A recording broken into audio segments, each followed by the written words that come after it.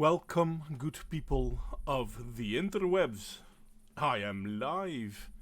There's not a lot of people in the chat yet, so I'm going to give it a bit of time to see if people will come. And I'm sorry that Mark thought he missed it, but we hadn't gone live yet. Hi there, Ludicrous, and hi there, Warped Reflection. And if anyone else is here, please let me know you're there, and I will say hi to you too. Anyway, I'm not quite sure what's going on right now, but we are live. I'm going to change the background image a bit because we've all seen the fist of, what should I call it? The fist of, socialism. Seems like a bad name to give it, but yeah, by lack of a better word, why the hell not? It's maybe a little bit nicer if we get something else. A little bit more relaxing. Guys, what do you think about this? I mean, I know it's still light outside, but hey, we're all inside anyway. Nothing like a good campfire, I'd always say. Hi there, Michael Keller. Thank you for joining me as well. I'm not sure if this time is any better than any of the other times, because I have obviously no idea what else people are doing. And the hand job. I'm not quite sure if I can understand what you mean with that one, but I have an inkling. And yeah, I'm sorry about the sound, mate, but I have to put it away a little bit, otherwise I can't see what the hell is going on. Is the sound really that bad? Because as far as I can see, everything seems to be fine, but obviously I can't hear it. I'll give you a few seconds to respond to that. Maybe a little bit soft, but what can I do to make it louder? Let me see. I can't really make it a lot closer than this, to be honest. Is it really that soft? Because if it is... Yeah, I understand the previous image, Ludicrous. That's not the first thing, obviously, one talks about when one talks about a hand job, though, isn't it? It's quite as usual. Okay, let me see if I can do something about it. Come here, you silly computer. Ever since I have this new computer, certain things aren't that easily pushed. Okay, so is this a lot better, or is this a little bit better, or isn't it better at all? Let me know. There's not much I can do other than this, though. There should be a way to boost the gain of the microphone, but I don't really like Microsoft 10 because it's really not that clear. Yeah, it should be pointed at the right direction, so that's not the case. It's way better. That's good news then. Okay. So I was I mean, you know what? I'll still wait. Are you saying feminists are about fisting? In all fairness, it's not really wrong either. For fuck's sake. That wasn't really the line of thinking I was planning on bringing. But yeah, I can't really argue with it either. Now, not a lot of people have shown interest in joining this stream, which is perfectly fine with me, so I'll just go at it alone. First off, what prompted me to make this video? Well, I notice more and more that the postmodern way of thinking has corrupted so much of our Western world society that at certain points in time, I like to use terms like oikophobia, but at certain points in time, one is to question seriously whether our main problem is people being oikophobic or whether people are postmodern. And postmodernism does come with a way of oikophobia, but I would say it goes further than that. It's deeper into the rabbit hole, so to speak. I've had a nice internet twat on Twitter on how black people obviously cannot be racist because words don't really mean anything, because it's all a social construct. Obviously races are a social construct. Everything is a social construct because postmodernism taught us that. So where does postmodernism come from? Postmodernism comes from the swimming pool that is the Frankfurt School of Thought. And there is something seriously wrong with that swimming pool. It's where people like Marx would go and look to find how his ideas have been corrupted to fit a narrative. And kind of funny though, but feminism is drinking from that pool as well. So yeah, it's both a piss-filled drinking pool where idiots come to drink. Postmodernism. I'm trying to be sensible in this one. I never understood how people could fall for postmodernistic thoughts. And the critical theory that the Frankfurt School of Thought brought out, which is the basis of postmodernism, I can't understand why people take it serious. If it involves fisting, it'd be hardcore, I guess. See, it's not so much that I wanted to talk about what postmodernism is, or what critical theory is, or what Marxism is, and how you can never, ever pin them down on anything, because obviously the no true Scotsman's fallacy will automatically be slung at anyone who will try to prove that these concepts are bad. Postmodernism is a bad concept. Yeah, but that's not true postmodernism. Critical theory is bad. Yeah, but that's not true critical theory. Socialism is bad. Yeah, but that's not true socialism. Communism is bad. Yeah, but it's not true socialism. Communism. So, if we take that into our mind, we know that we can't logically argue against these people. Not because you can't be right. No, hell, there are millions of arguments in favor against anything coming from the Frankfurt School of Thought. But none of those arguments fit within the narrative of the people pushing those things, and therefore either they have to say you're wrong, or when they no longer are able to say you are wrong, they will tell you, yeah, but that's not the real version of XXXX.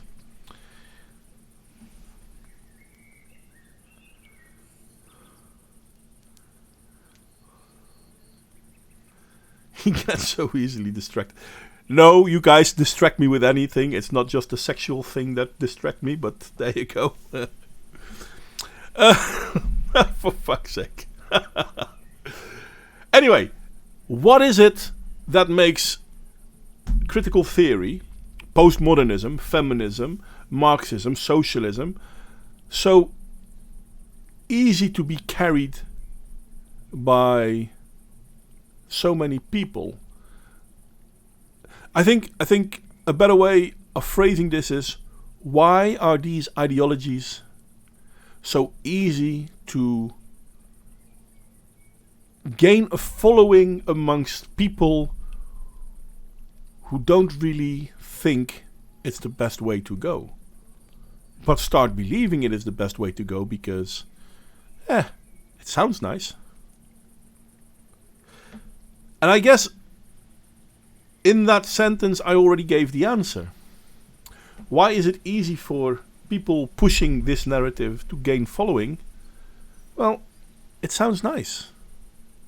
I mean, the whole concept of people not being nasty to one another. Hey, I would want to live in that world. The whole idea of people not having to struggle to survive. I would want to live in that world as well. Isn't it funny when priests were being accused of abusing kids left, right, and center, nobody ever said, sure, they were, but they were not real priests. Because no one could say that. You're correct, though, Ludicrous. I mean, this is the funny thing. Certain cultures become so big, and then they lose their footing. Christianity, Catholicism in the Western world has lost its footing. So no one is defending these people anymore. Because there is no defense. Especially when they do something like kiddie fiddling. Funny enough, feminists are kiddie fiddlers. But no one is stopping them. When women are proven to be abusers, they somehow still get to spin the narrative as if they are the victim. Never mind that the 3-year-old that they have abused is also a victim. No, but they are a victim of something deeper. The 3-year-old, well, or the 10-year-old or the 15-year-old. Well, no, because once they're 15, they are no longer considered victim because they would probably have enjoyed it. Even when it's provable that they did not enjoy it. So, yeah, it's. I have to admit, the more I think about it, Ludicrous. Yeah, it's the same thing, really. They now hold a position in our society that the church once used to hold.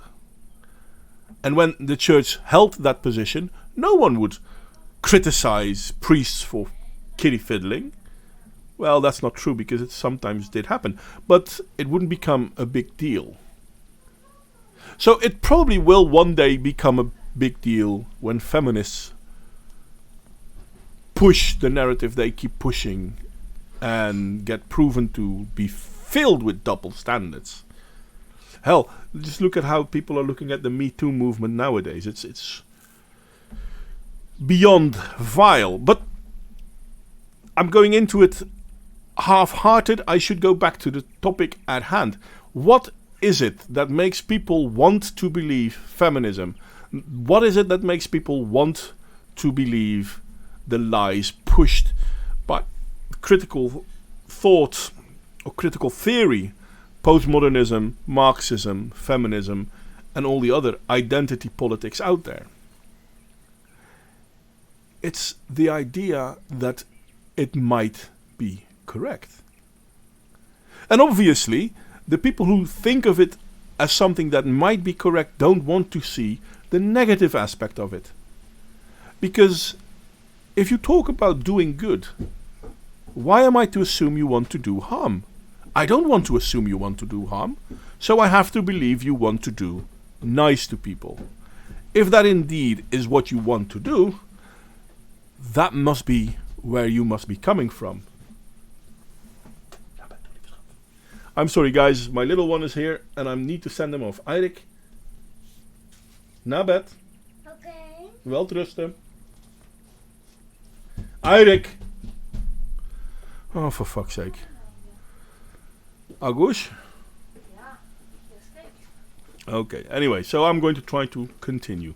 Sorry for the interruption. The thing is that people want to believe. It's not that they feel they have to believe, but we want to be nice. We want to be nice to women. We want to help them. We want to make the world a better place.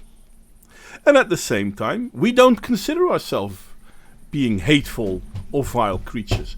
We don't want to be unfair to people. If we take all those things into account, then when someone says, well, therefore you must be X, Y, or Z, you are more likely to say, oh well, I guess I must be then. And once you start identifying with X, Y, or Z, you will start defending X, Y, and Z.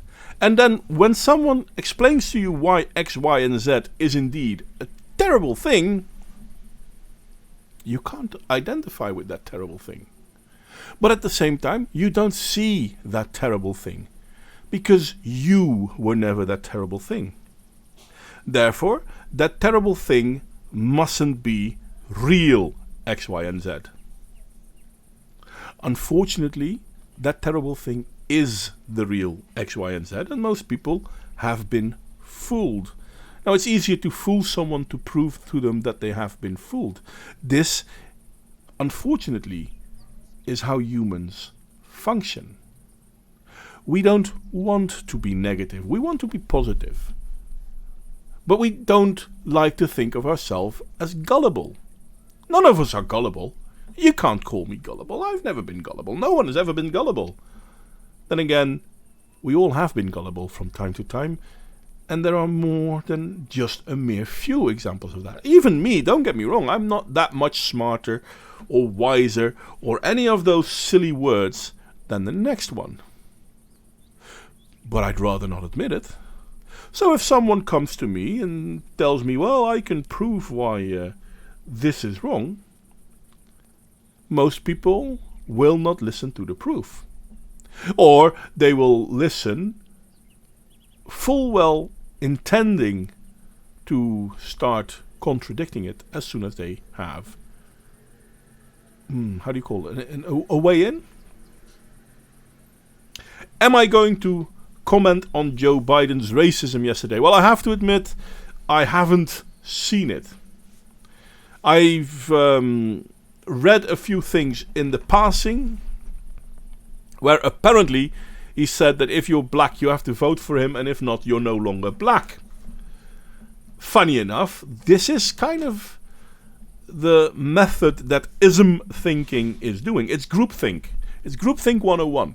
You either are with me or you are against me. There is no other way. Feminism is groupthink. Critical theory, critical thought, critical theory. Critical theory is groupthink. Marxism is groupthink. Feminism is groupthink. You are either part of the group and therefore you need to defend the group in all its badness, or you are the bad one. But yeah, indeed ludicrous. If you're not going to vote for the Democrats, you are not a black person. Makes you wonder what the Democratic Party has done for black people in America ever. I can't even name one good thing that came from the Democratic Party that favored the black Americans. Yet still they defend the Democrats because, well, they bought into the lie.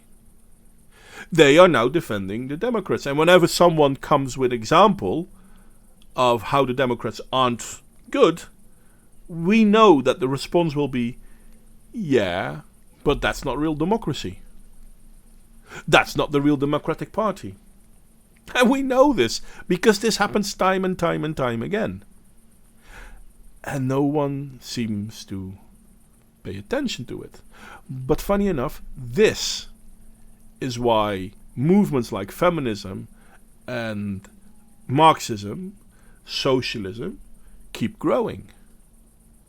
Because it gets pushed on them, on people at a relatively early age, and being in favor of this is being presented as something good, and everyone wants to be good. And therefore, all arguments against this must automatically be bad. And you don't want to be bad. And everyone who wants to sway you from the path, therefore, must be bad. Michael Keller. Well, in the Civil War, they fought for full occupation and free habitat for people of color. I'm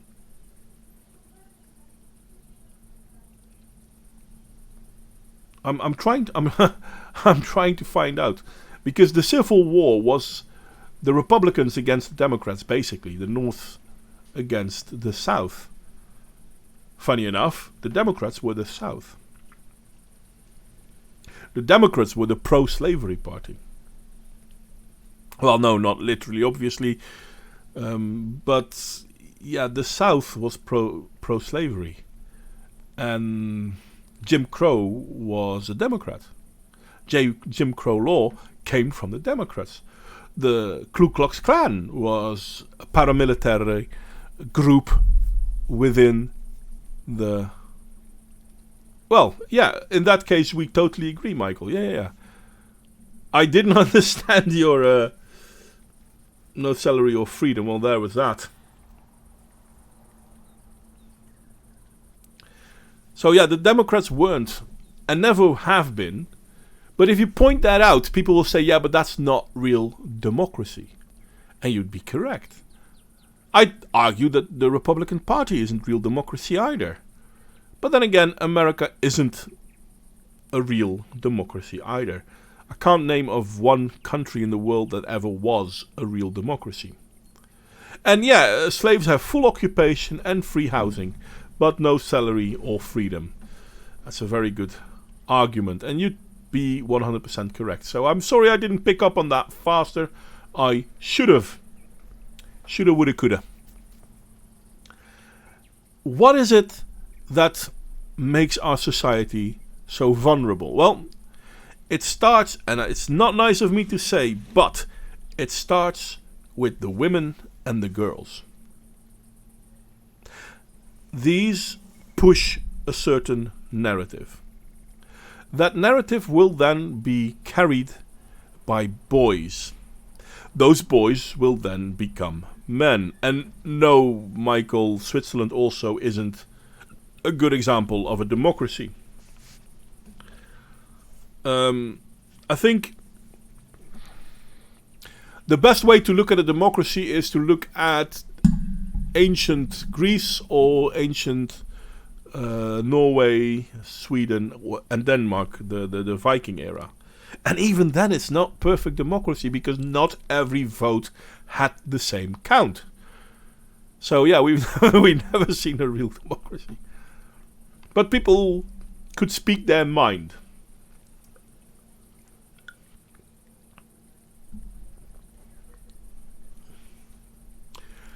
Why not? A real democracy should be a consensus state. But democratic states in the history of the world have always been about the tyranny of the majority. I think that's the best way of putting it. And in some places or sometimes it was even the tyranny of the minority, pretending to be the majority. And females tend to value safety over freedom. And this is why feminism, critical theory, postmodernism, and socialism are such dangerous concepts. Because they preach safety. They can't deliver safety, mind you, but they preach it. And as long as they are not in power, they can claim that they can't give that safety because they were not given the power to give that safety. But once they are in power, they will still complain how they can't give you that safety because of someone of the other group making it impossible. Sweden is a great example. Hi there, Jimmy. Sweden is a great example. Sweden is, for all intents and purposes, a feminist state. But women are far less safe in Sweden than they are in most of the rest of the world. There are African countries that are safer than Sweden for women.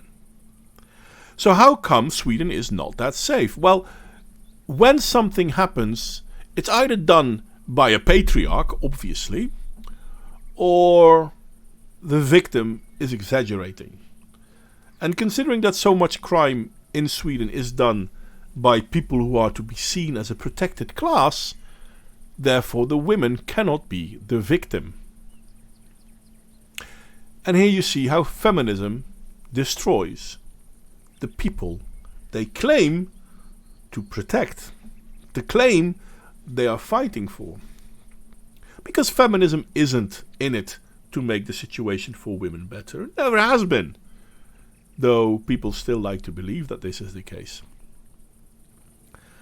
We are being fed these lies. We are being fed this nonsense. And we keep going on with it because it happens at our institutes of learning. I wanted to say higher learning, but it's not even true, because it happens at basic schools, where kids from, an age of 4 or 5 already get filled with the lies of feminism and socialism. Now, why is that? Because everyone that is teaching class had a higher education. And in that higher education, they themselves got indoctrinated in the lies.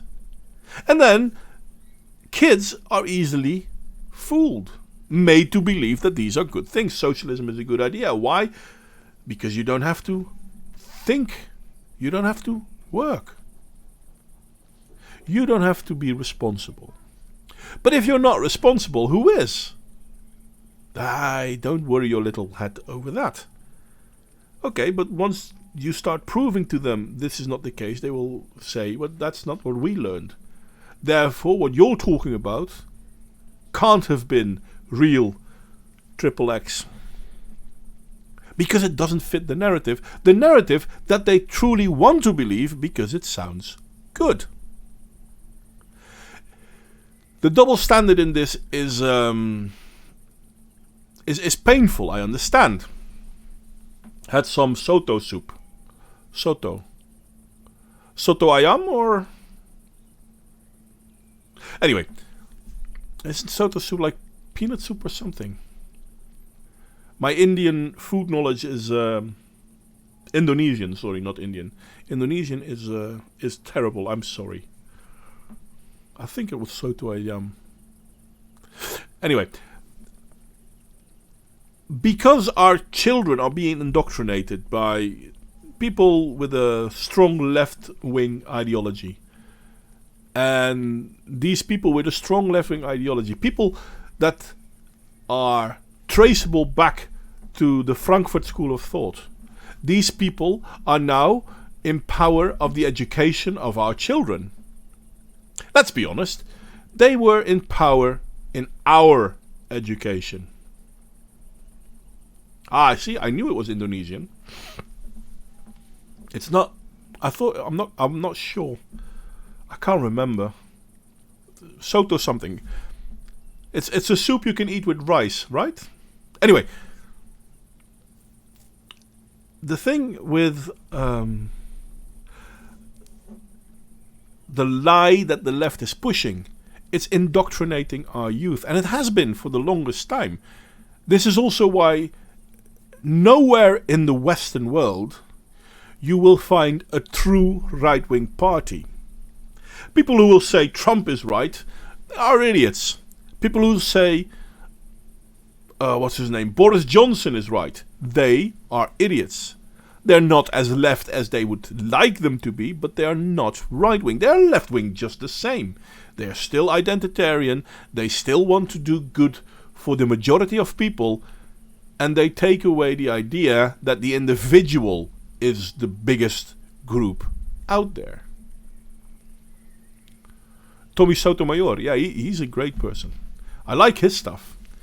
He's, by the way, I shouldn't go do this, but anyway, I have to admit I sometimes watch Tommy Sotomayor's stuff because he actually is impartial. He's very negative about the nigger attitude, the attitude of black people that are destroying other black people. But he does the same to white people.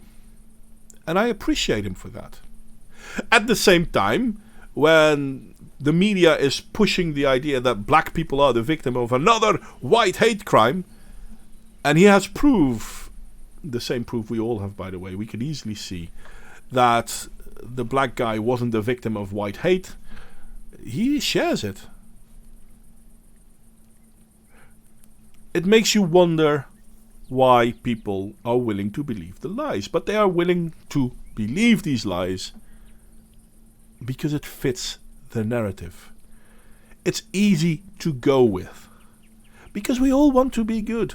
Oh, look at that poor black guy. Oh, he's such a victim. Look at those terrible white people doing this to the poor black guy. Yeah, but that black guy attacked someone. Yeah, but he must have had a good reason, because otherwise he wouldn't have done it. Yeah, but there is no good reason. And his impending death because of it was, as the word said, because of it. Had he not attacked, he would not have died. Yeah, but he had to attack. Well, why did he have to attack? Well, because they cornered him. So why did they corner him? Well, because he's black. No, they didn't corner him because he's black. They cornered him because he committed a crime. And he didn't want to go down for his crime. And people like Tommy Sotomayor recognize this. People like Tommy Sotomayor are obviously not black, according to the black identitarians. Why? Because he doesn't buy in the nonsense of the feminists, the Marxists, the postmodernists, and the other identitarians. He is one of the people who woke up and realized, hey, wait a second, we are being played. It's not against white versus black or black versus white. It's about ideologies versus ideologies. And yes, Jimmy, I said the word, I don't care. You can type it down as well. Don't worry about it. I'll not report anyone for it. And if someone feels the need to report me over it, by all means, feel free to do so. But I would like to remind people that there's a big difference between things like black people and niggers. I'll see if I can find the image that I had that perfectly explained the difference. If I can find it, it gives me something to do. I didn't want to go in this direction, but it does fit. Why not?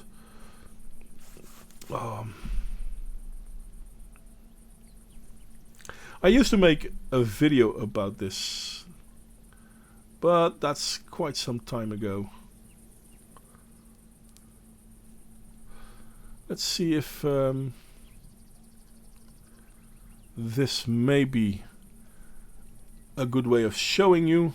There we go. I'll increase you. Because the text obviously isn't that good, because I'm trying to say something else with this. But these people in the top side, the ones that you can easily see now, so I'll do it like this. These people, these are niggers. These people earn our respect, deserve our respect. These are black men. If you do not see a difference between these people and these people, I'm sorry. But then you are knee deep in indoctrination. I can't make it clearer than that. But there was another image I had that did make it clearer than that. But I'm not sure if I can find it. So yeah, there we go. At least I showed you that one. So what is it that happened that allowed our children to be indoctrinated by the people who like to push the lie that certain groups are better than other groups?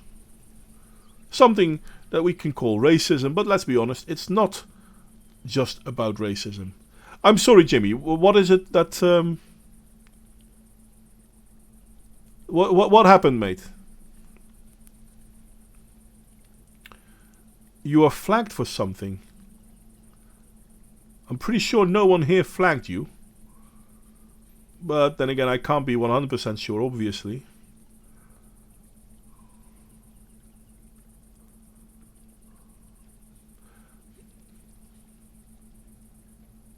What do you mean feels like 2016, mate? I'm sorry.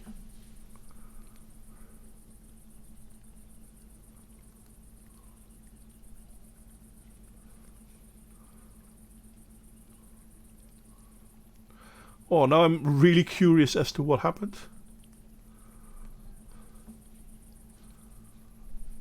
Oh, right.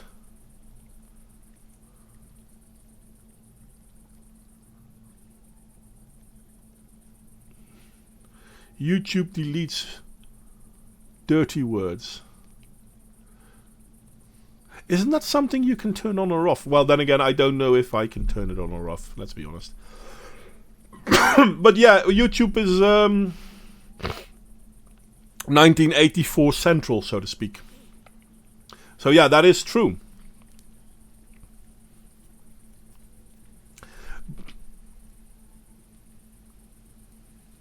This is when dyslexia can actually be useful. Yeah, that's true. That's true.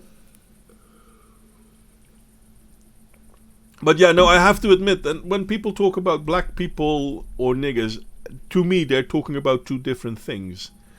And I feel sorry for the people who don't recognize that they're talking about two different things. But then again, the people who want you to believe it's not about two different things are the ones invested in identity politics.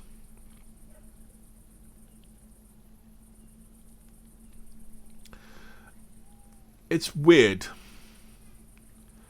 But this is a great example of how a narrative is being pushed onto us, whether we want it or not. Indeed, whether it fits or not.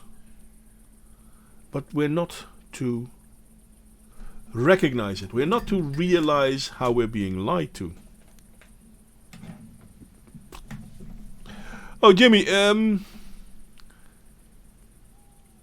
yeah, I'm sorry. I can make you a moderator here. Don't worry. That's not the point, but I don't really think I've ever had a problem with words. So be honest if you think differently, but as far as I remember, we've never silenced anyone in this channel. On this channel. So, but feel free to back me up there, people. And I can't find the image I was looking for. Bloody hell.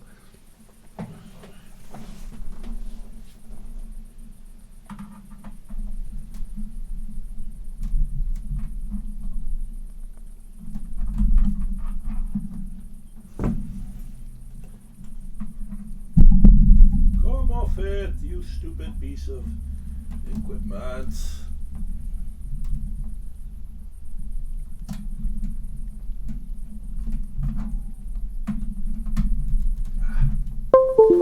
There we go. Okay, now I should be able to access a lot of older stuff of me. So maybe I can find it there.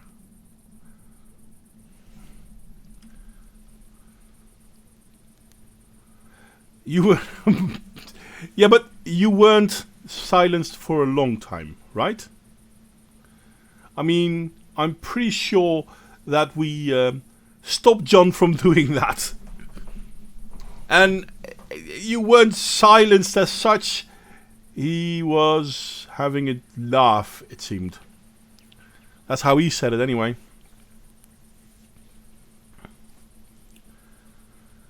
And the YouTube censor is broken. Well, yeah. I'm surprised that YouTube is still running, to be honest. Now, where did I... maybe I can...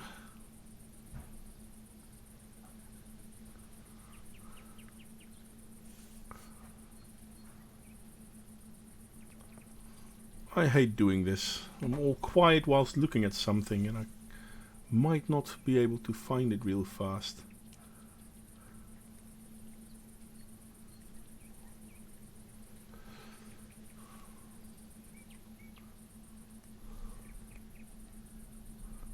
Is this the one? Probably not. Anyway, because I am... Why are you not working? Oh.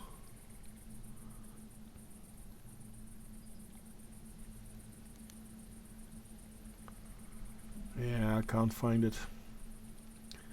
I had this great image, and I'm going to describe it, and maybe I will find it in the future, but it was the image of a black youth being in court, being prosecuted with the judge and all that, and there was a black bailiff, a black lawyer and a black thug. That image to me perfectly describes the problem with identitarianism. Because let's be honest, if identitarians are correct, why is there a black lawyer? Why is the arm of the law being represented by a black man? And yeah, okay, Michael, you were silenced. I am sorry. That is a good example. Not something I would stand behind, but it was just ribbing. So that one image, and I hate that I can't find it, shows the difference, and it shows why identitarian politics can't be correct. Whether that identitarian politics is based on feminism, whether that's based on race theory or postmodernism, it can't be correct. Individualism, liberalism, English liberalism, because French liberalism is, we're talking about people like Derrida, it's also crap. But individualism is the mainstay of the world. But at the same time, individualism is scary. It's scary as fuck, because there is no one you can 100% trust to always have your back. And funny enough, because of that, the ones that do have your back, you can truly trust. Whereas in identitarian groups, take socialism, Antifa, take the Black Power movement, the amount of betrayal going on in these groups, white identitarians too, by the way, don't get me wrong, the amount of betrayals between Nazis is amazingly high. Why? Because these people work with a purity test. And if other people in their group do not fit that purity test, it's perfectly alright to betray them. It's perfectly alright to cut out the tree branch they are standing on from underneath them. This is, for example, why there are people out there who will gleefully tell you how black people cannot be racist towards white people. And if you're a black person disagreeing with that, then they are perfectly alright to be racist towards you. Because you're no longer a black person. You don't fit the identity. It's the no true Scotsman argument all over again. And why is it growing so easily? I've said this a few times before, so I'm probably have to find a good way to end this stream. Why is this happening so easily? Because people want to believe. They want to believe in utopia. They want to believe in a world where the sky is filled with cotton candy and the moon is truly made of cheese and no one ever gets sick. And that world isn't real. And the identitarians really want to make that world real. But to do so, they have to have an explanation for all the bad things that happen. Because whether you want to make the world real, yes or no, it doesn't make it so. Gravity is a thing, whether you believe in it or not. Poverty is a thing, whether you believe in it or not. And there are many reasons to explain why poverty happens, but the easiest ones are the ones of the identitarians. He's poor because someone is holding them down. Feminism talks about how women were being held down by the patriarchy. The patriarchy, by the way, is a relative new invention. But they had to have a bogeyman against their perfectly fine world. Why didn't they have that perfectly fine world yet? Because of the patriarchy. Why do black people kill each other in such large numbers? Because of the white man. But the white man isn't killing them. Yeah, but it's still the white man's fault. Why are certain African countries so ill-developed? Because the white man. Yeah, but The white man left a developed country. If we look at, for example, Zimbabwe or South Africa, what happened to these countries? Well, the white man. Yeah, but it wasn't the white man that made it go to crap. And which white man are we talking about? Because there is no monolith black, but there is also no monolith white. But this is something that never fits the identitarians. The one thing identitarians truly have a problem with is the fact that they can't calculate all the identities. They have to simplify identities. Everything that is against them is one identity. And everything that is equal to them or in favor of them is one identity. And as soon as you don't fall into the one identity that is in favor of them and positive towards them, you have to become a bad one. You have to become the enemy. Colonialism left an entire infrastructure for extracting resources in these countries, and they let it rot to shit. Yes, you are correct, Jimmy. If we look at places like South Africa, they had not just an infrastructure in extracting resources, they had an infrastructure in creating water, drinkable water, desalinating drinkable water from the sea. Because let's be honest, there's a lot of water in the sea, but because of its saltiness, it's not really drinking water. You have to desalinate it. There was a whole infrastructure built to do that. And suddenly it's not there anymore. But this is the true problem with the identitarians. It's easy to blame the big bad wolf. But people still want to believe in a utopia. And if all we need to do to reach that utopia is to point out that the big bad wolf is the big bad wolf, then we're going to point out that the big bad wolf is the big bad wolf. And if at the end of the story utopia still didn't come, even though we all pointed at the big bad wolf, or even worse, the big bad wolf was someone within our own group, we will simply say, yeah, but this wasn't the real XXX. We want to believe in cotton candy, in a world where the sun never sets, where summers are always warm but not hot, and winters are always great for skiing but not cold. Obviously, we want to believe in these things. Reality doesn't care in what we believe. Reality is what's real. And we've taught our children that you don't have to believe in what's real. But if you believe in what we want to be real, then that will happen. This has destroyed so many countries throughout history. I mean, even if we look at Solzhenitsyn, he wrote the Great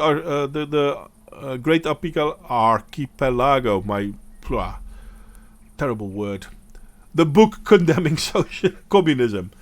Yeah, even whilst he wrote the book, it's not so much that he didn't like communism; he didn't like what it became. The amount of people in Poland, Russia, Cuba that betrayed their own parents, their own siblings because of wrongthink. Why does this happen? Because they want to believe that this will bring in a better world. It's not that these people are bad. They actually think they are doing good. They want to help the world become a better place. And then when they get singled out by the system as being bad, they will understand that the system may have made a small mistake, or maybe they did something wrong, but the system itself isn't flawed. And so oppression gets to go on a little bit longer until a lot of people start recognizing, wait a second, and that's when oppression collapses. Feminism hasn't reached that point yet. I'm wondering how long it will take in Sweden before feminism has reached the point where people are going to say, wait a second, this isn't the true Scotsman fallacy, doesn't cover it anymore. We have to get rid of these identitarians. America already seemed to have gone through that when they voted in Trump. But half of the American society still believes the identitarian narrative. This is not an easy fight, people. The only way I think we can help our societies is by explaining that the real Scotsman fallacy is a real problem.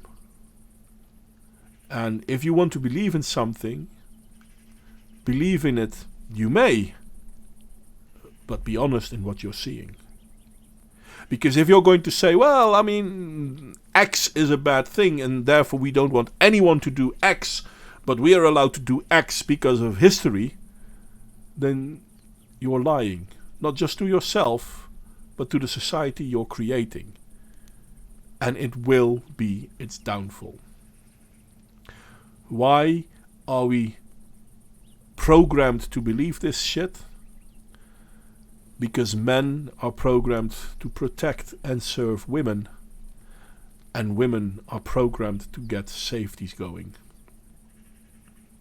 So women are in favor of identitarianism because it might protect them, and men will defend identitarianism because they want access to women. It's an evolutionary joke that we really, really need to recognize fast. And if we can't, God knows where it'll end. Anyway, I hope you all enjoyed my little rambling. If there is something you want to say or if you want to add to this, let me know. If you want to come on to stream now, you are more than welcome. If you want to join me in a stream in the future to talk about this topic, let me know. You are obviously more than welcome. I'm going to see if there are people out there that already said that they want to join. I haven't seen anyone yet, but who knows.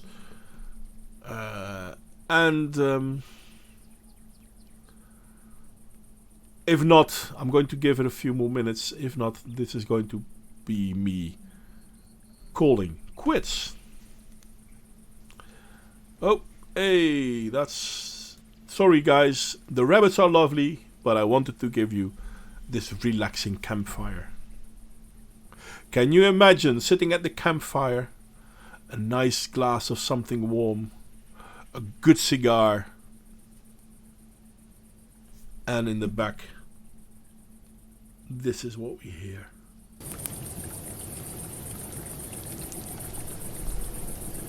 How is this not a beautiful evening?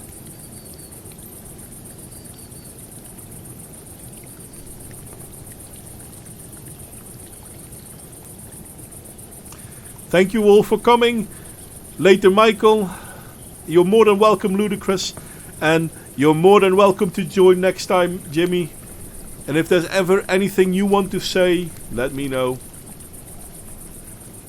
Let's all get motivated. I don't want that clap. I've got a wife and a child. I can't have venereal diseases. Have a good one, Warp. Thank you for joining us. It sounds like a feminist burning. That's the fun thing. I mean, it's kind of funny because a lot of feminists talk about how, for example, the witch burning was a sign of the patriarchy. And the funny thing is, if you read up on what witches stand for, and a lot of modern feminists call themselves witches, I will promise you that most women that were considered witch back in the days despise what feminism stands for. Women being weak, for fuck's sake. Anyway, thank you all for joining me. And you know what? Criticism is all more than welcome if you see this later. So feel free to drop anything downstairs. If you want to join in, then let me know. And I hope to see you all next